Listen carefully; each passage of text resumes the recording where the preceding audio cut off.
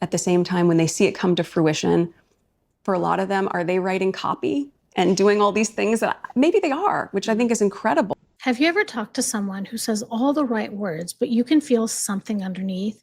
That's what's happening here.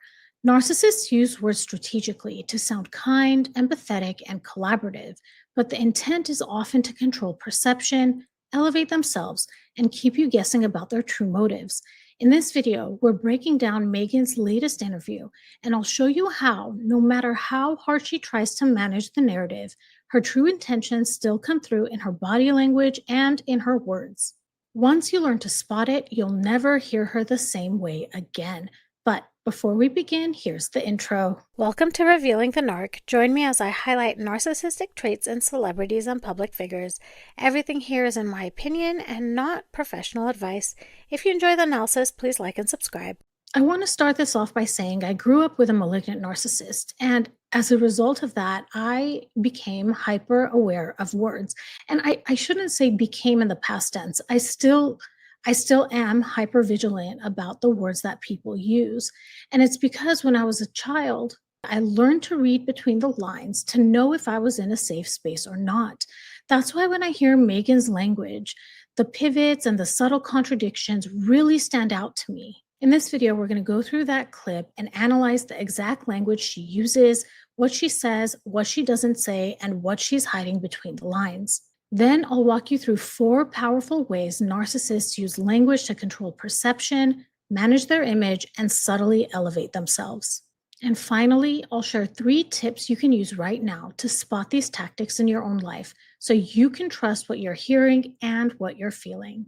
Let's get right into those videos. I actually noticed that this entire portion of the interview can be divided into 3 parts. The first part, Meghan is trying to demonstrate that she's authentic and that she has empathy. The second part, she has some subtle shade that she gives to many celebrities.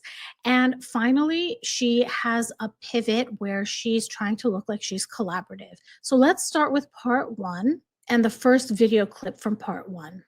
Celebrity brands are all the rage right now. What's going to make yours stand out? I think the authenticity is probably what will help it stand apart. That's the first clip. I don't notice a whole lot in her body language in these few seconds. Immediately, she's starting off with what makes her brand different than all these other celebrity brands is authenticity. Let's watch the next moment. Also, the price point. I think certainly when we're looking at economically what's happening right now, you really want things to be in a range that people can still have a piece of, whatever ends up happening with our economy. This is her trying to frame herself as someone concerned about people being able to afford her products. It signals that I care about accessibility and understand the economy. However, during that moment, she has this grabbing or picking motion.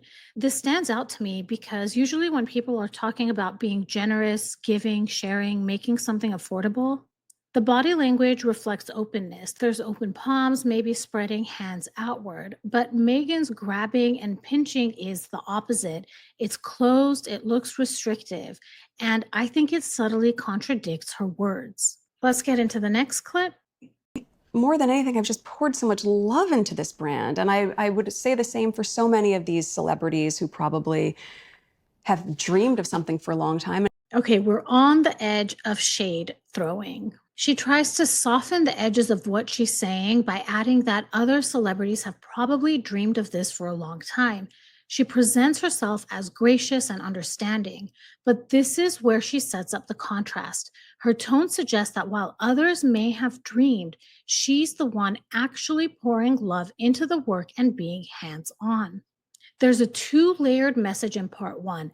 Outwardly, she's trying to show that she has empathy, relatability, and passion, but she's subtly positioning herself as more authentic and more invested than the other celebrity brands. Let's get into part 2. This is where the shade throwing really begins. At the same time, when they see it come to fruition, for a lot of them, are they writing copy and doing all these things that maybe they are, which I think is incredible. She's implying here that other celebrities are not as invested as she is. The implication is after these products hit the market, are these other celebrities still keeping in touch, making sure everything is okay? She's implying that she doubts that they are as involved as she is. But I think she notices what she says and she softens it by immediately adding, maybe they are, which I think is incredible. But that to me feels performative. The message underneath what she is saying is, I'm doing the hard work myself. I'm more authentic. I'm more hands on. And this is where the tone shifts again from inclusivity to a quiet comparison of effort, setting herself apart from less authentic celebrity brands without ever openly criticizing them. I think that these are the attitudes and beliefs that Meghan truly holds, and they can't help but seep out when she's talking to people. It explains to me why her relationships are so short lived. Let's get to the next clip. Everyone is putting out something unique in the world, even if it feels like there's a million tequilas. I'm sure they all have a different point of view in some regard. Oof, that sounded like shade. So let's break it down. She says everyone is putting out something unique in the world. On the surface, it sounds inclusive and positive, but it's setting up a hierarchy where she places herself above everybody else. Then she says even it feels like there's a million tequilas. This is the shade trigger. By referencing a million tequilas, she implies that the celebrity space is oversaturated. The undertone is there are so many, it's hard to stand out. And it suggests that the others are blending together while her brand is unique and meaningful. And she closes it by saying, I'm sure they all have a different point of view. And I think what she means by this is that each of them is unique or is formulated a little differently, but it doesn't feel like she actually believes what she's saying. She's delivering shade, then cushions it to maintain an image of kindness. It's a compliment sandwich. She starts positive, slides in a comparison, and ends supportive, trying to sound gracious while still elevating herself above her peers. Imagine your coworker says to you, "Oh, everyone's doing great work on this project, even if it feels like there are a million reports being submitted. I'm sure they're all different in their own way." It sounds supportive, but underneath it implies that everyone else's work is generic and theirs is the real standout. Backhanded compliments are like this too. So, for example, someone might say, there are so many influencers doing makeup tutorials these days, but I'm sure they all have their own unique thing. And it lands like this. It sounds like praise, but it quietly diminishes the value of everyone else's work. This is why Megan's line lands as subtle shade. It sounds supportive, but phrases like, even if it feels like there's a million tequilas, plant the idea that everyone else is blending together while she positions herself as different, authentic, and special. It's polite on the surface, but the undertone is about status and separation. Now let's close this out with part 3, where she is pivoting to collaboration. Here's that part. And I really do believe that a high tide raises all boats. I believe that. I think there's room for all of us. I don't believe that she believes that. She shakes her head no. She's looking down a lot. She's trying to frame herself as someone who wants everyone to succeed. But because all of this follows her subtle questioning of other celebrities' involvement and authenticity, it's calculated. It's image management rather than genuine sentiment. In parts 1 and 2, she essentially says, I'm working harder, I'm more authentic, I'm hands on. And in part 3, she says, we're all unique and there's room for everyone. Malignant narcissists are highly strategic about the words they use. For them, language isn't communication, it's a tool for control, manipulation, and image management. The specific words and phrases they choose are carefully designed to shape how others perceive them, how others feel, and how much power they hold in the dynamic. Here are a couple reasons why their word choices are so important. Words are tools for image control. Narcissists use language to curate an image. Every word is chosen to manage how they're perceived. They sound empathetic, humble, or collaborative when it benefits them, but it's often performative and not genuine. In this interview, Meghan says, I've poured so much love in this brand. And she also says that we're thinking about a price point so people can still afford it. On the surface, it sounds caring and generous, but underneath, it frames her brand as special, unique, and authentic. An example of this could be that your coworker says to you, I just want everyone on the team to succeed. But they constantly make sure leadership knows that they carry the project. The words project team player, but the intent is self-promotion. The next is subtle shade disguised as praise. Narcissists often compliment others in a way that actually elevates themselves. They wrap comparison in soft, positive language so they look gracious while still asserting superiority. From this interview with Meghan, we hear her say, are other celebrities writing copy and doing all these things? Maybe they are, which I think is incredible. It sounds supportive, but the rhetorical questions suggest that she assumes they're not. implying she's the one doing the real work.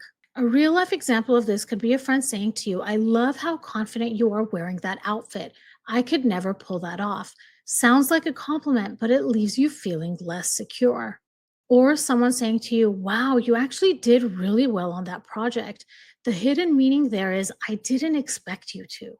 The third reason is to control emotional reactions. Narcissists carefully choose words to manage your feelings, building you up, then subtly undermining you, leaving you confused and off balance. That confusion keeps them in control. In Meghan's interview, she goes from I'm different from everyone because I'm authentic to praising other celebrities to implying she works harder, then to a high tide raises all boats. The constant shifts make it hard to tell if she's being supportive or competitive. A real life example of this could be a parent saying to you, I'm so proud of you, but your sister always worked twice as hard. You're lifted, then immediately deflated. Or a boss says to you, you did a great job, but let's see if you can keep it up. The praise is paired with pressure, keeping you striving for approval. And the final reason is for the performative pivot. When narcissists sense they might sound critical or competitive, they pivot mid conversation to appear generous, collaborative, or inclusive. This restores their image and avoids backlash. And Meghan did this when she talked about the high tides and the boats. Her goal is to soften her earlier shade. A real life example could this that a friend says to you, I can't believe you made that choice, but hey, I support you no matter what. Or a coworker undermines you in a meeting and says, I just want us all to succeed as a team. These pivots create whiplash. You're unsure what they really feel, but they walk away looking gracious. Let's close this video out with 3 tips to recognize strategic manipulative language. The first is listen for performed empathy. If someone sounds caring, but their words feel scripted or self-serving, pay attention. They'll highlight their thoughtfulness while subtly positioning themselves as better than others. In Meghan's example, she says, we're thinking about price points so people can still afford it. It sounds empathetic, but it also elevates her brand as more considerate than other celebrity brands. To spot it in real life, ask yourself, do their empathetic words make you feel connected or managed? True empathy invites dialogue. Performative empathy controls perception. The second tip is catch the hidden comparison. Malignant narcissists often wrap subtle superiority inside compliments or rhetorical questions. They want to seem supportive while quietly elevating themselves. When Meghan said, are other celebrities writing copy and doing all these things?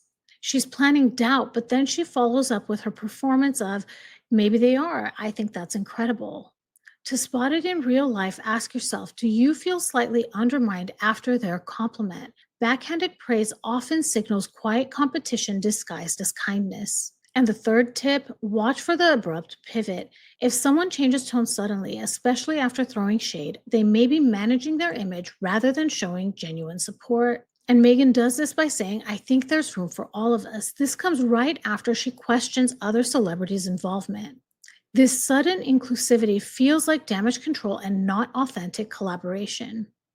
If you ever wonder if this is happening, ask yourself, do they reverse tone quickly when they sense potential criticism? Sudden pivots often signal they're protecting their image, not expressing true feelings. When someone mixes praise with quiet shade, positions themselves as different or more authentic, and then pivots into sounding collaborative, that's a sign they're managing how you see them, not revealing how they really feel. And that's the thing about strategic language. It's not about connection, it's about control. The words are just the mask. The meaning is in what's underneath.